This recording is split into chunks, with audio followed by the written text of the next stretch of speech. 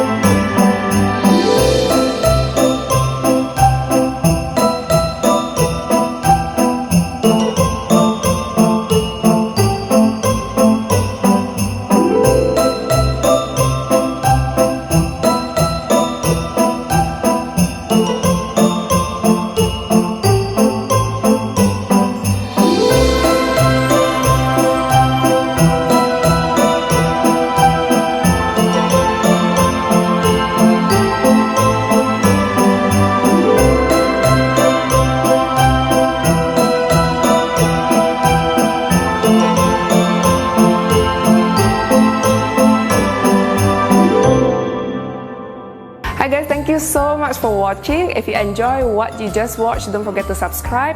We will be sharing more of my favorite DIY projects in the future. And don't forget to also try out that recipe on your own at home. And don't forget to show us the photo once you have done so. So see you guys next time and Merry Christmas!